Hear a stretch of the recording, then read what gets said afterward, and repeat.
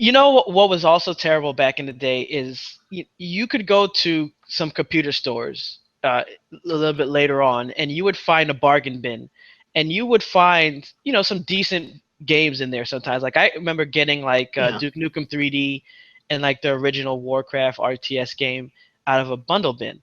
But for consoles, it usually wasn't that great. Like you'd go to the bargain bin for consoles and it might be like 19.99, which wasn't that much of a bargain, but considering the games are like 50 or 60, it was. Yeah.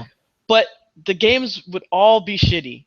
Like it would be like Sesame Street Baseball or something like What that. the fuck? And you're so desperate. And the worst part about it Well, is that it have a big sign that says 19.99. So after your parents saw that shit, they didn't want to go buy the really cool game for 49.99. They're like, get your ass in that bin, and you better pull out a winner. And you're like, yeah, good luck with that. yeah, it's like the equivalent of them buying you the, the Atari ET game, and you're like, fuck this. Well, a lot of the time, I don't know, I was like a curious kid, so I would look around. Um, like when I was young, I would go to like a place that you wouldn't expect them to fucking sell video games, and I'm like, what do they sell? Like, what the fuck do you expect them to sell? So I would go to like TJ Maxx or some fucking place that you're like, what? You sell video games? Yeah, Or like that's Sears sometimes would not sell video games for like a while, other than like maybe like NES or something when like that was really popular. Like when they initially started pushing it a lot and they were selling it a lot. But there was a point where they sold no video games whatsoever.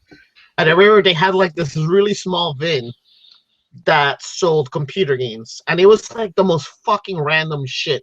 Because it's like, okay, here's a fucking game for like an Atari computer. Here's a game for like Spectrum. Here's a game for like an IBM PC, and here's an Amiga game, and here's a Commodore 64 game, and it's like, it's like Electronic what? Boutique Store went out of business and just dumped all their shit on Sears' door. Yeah, pretty much. And it's like, what the fuck? And sometimes it was like the most obscure shit that like I never heard of ever again. Like even when I did research later on the internet, like I had to put like really specific things just to be able to find it, just to download like a ROM image of it or some fucking shit. Yeah, I mean, depending on what kind of parents you had, you were just lucky to come out of the gaming store with anything. And this was before you even had the Funko Lands or the GameStops that you could get used games or something like that. So if your parents weren't up to paying retail price, then the best you could hope for was getting one of those bargain games. And yeah, I remember I got like, it was weird. It was like some kind of like space looking game, and I think it was called like Spaceware or something like that, and it looked all cool. It had like a picture of this intergalactic spaceship, and it looked like it was being attacked by all these aliens, and it was an NES game. And I got it home, and I swear it had the same kind of graphics that you would get from the Atari 2600. It's like an itty bitty little ship, and like it was really hard too. That was the worst part. It wasn't just shitty. It was hard. So as soon as I get in the game, it's like you get blown up. It reminds me of some of those Commodore 64 and Amiga games back in the day where you'd be a soldier, but the enemies you went up against were super hard, and it was one bullet you would die, and you're Oh like, no, yeah, what the fuck? bro, violence is bad, kids. Dragon's Peer. Oh god. That that just Well, how that, about that how sounds about terrible. how about all those fucking horrible limited edition games that they would make for, sometimes they would distribute them through like fast food. Oh god. You know what?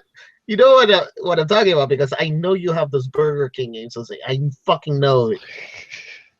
I burned that shit, bro. I'm sorry, man. I couldn't accept that. Oh, okay. I'm gonna go on eBay and buy you that shit again. Oh god, my birthday's coming up too, so I don't want that And shit. I'm gonna executive order you to fucking record it for the channel.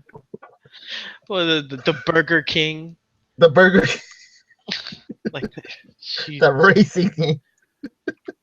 What if you were one of those people back in the day who tried to get on the forefront and you were lucky enough to get someone like the Magnavox CDI or something like that, and you're thinking Oh, to yourself, "Oh my God, look, I'm ahead of the game. You guys go ahead with your Nintendo 64s and your PlayStation 1s. I got yeah, the I'm not CDI. mainstream. I got the most obscure shit ever. I get to play those those licensed out Zelda games that had nothing to do with Link or the world Legend of Zelda." Like, Yeah, good that God. shit like look worse than a porn parody of if they had made a hentai of of Zelda. Well, the CDI, the thing that drew you into that is that was during the whole span of the full motion video live action games. So what would happen is you would look at something like maybe Wing Commander or Red Alert, and you're like, oh well, look at this. This also has actors, and oh man, I gotta wonder. This is what we should try to do for one of the obsolete gamer shows is see if we can get some of those actors because man, What that's the got to fuck? be the bottom barrel of acting. Like as soon as you fall out of that job, you go directly to porn. No, not even. It's like they wouldn't take me for porn as an extra.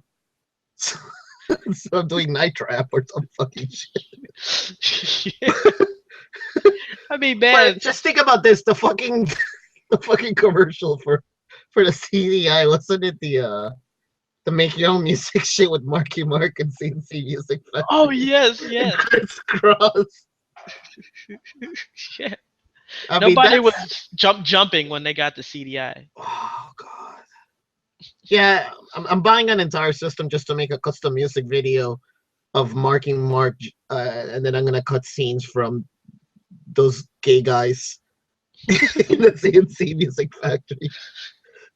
Another thing that is man, the other day I actually was watching, man, what channel? It was one of those really shitty cable channels like the Reels channel or something that they just Yeah, came up with a couple of years ago, and now, like, originally it was supposed to show things very specific to one subject, and then they realized nobody wants to watch that shit, so they start yeah. playing reruns of Cops or something like G4 TV did. Oh And god. they actually had a commercial for a 1-900 number. And I'm like, they still have that shit? Like, who is calling a 1-900 number in the age of free online porn? Like, you Yeah, really have to, like, something's got to be wrong with you, unless you're just, like, trolling your boss. So you're at work and you're just like, hey, I'm going to dial this 1-800 number or 1-900 number just because fuck it. I mean, damn. And it made me think about when you used to actually have to call those numbers for tips. Remember when they had the hints and tip line? And the funniest part yeah. is they had two versions. They had one version where it was a recording. So you would like speak or no, it wasn't even good enough for speaking. I think you had to punch it on your phone like the first couple of letters of the game, and then you'd have to play around with it a couple of times because it keep picking the wrong game. And then it would play a recording of any known cheat codes, and you would have to like write it down while they're Really talking to you. quickly. Yeah, because after that it's like thank you, But goodbye, but and it, you no, have to no, call no. back.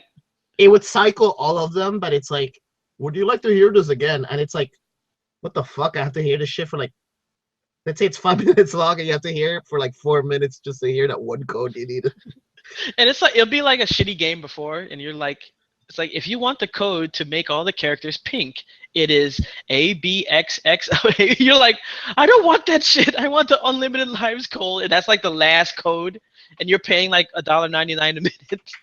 Hey, look, for those people that say the good old days were good, you remember those games that didn't have saving that would give you a fucking code that was like 20 digits long, and it wasn't even like letters. It was Oh yeah. special symbols like fucking Egyptian symbols from pharaohs and shit. And you're like, wait, is this a fucking eyeball with an arrow through it, or is this I don't know, a cat holding a bow? Yeah, and I don't know. I swear, and they troll you too because what would happen is while you're trying to write it down, you start to realize that a lot of codes look similar. So this one Mhm. has two lines and an X and an O, and the other one has two lines, an X, and then another line. You're like, wait a minute, is that like the other one that is three lines, the X and an O? And if you were playing the old game, I remember, man, this is how I broke my first NES Oh with god. Metal Gear. They had the numbers, but the problem was the glitch in that game when it got dirty would Yeah. actually switch the numbers. It's not like it just went completely black or it was all garbled and you were like, fuck, it's garbled. No, it would switch the fucking numbers.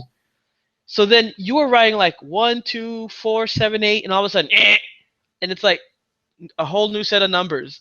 And if you try and like wiggle around the cartridge hoping it'll fix it, nope, you froze your Oh game at no, that's home. it. You destroyed it. That that and when I had the original Zelda with the little watch battery in it, and then Oh I God. went on vacation and it went through the metal detector and the X-ray And you machine. cooked the battery. Yeah. Well, no, it didn't cook it. The game still worked fine and even saved, but it wiped. So when I got, Oh. because I took my NES with me because I was like, I knew this trip was gonna be boring as shit. So I was like, Yeah. let me make sure that I pack this. And I get there, and it's like, what happened to my game? I swear, I was like right before, getting to Ganon, and it's like all gone. I mean, people don't have to worry about this shit now. I mean, I understand that everything ain't perfect, but man, you guys gotta remember, it wasn't all good back in the day.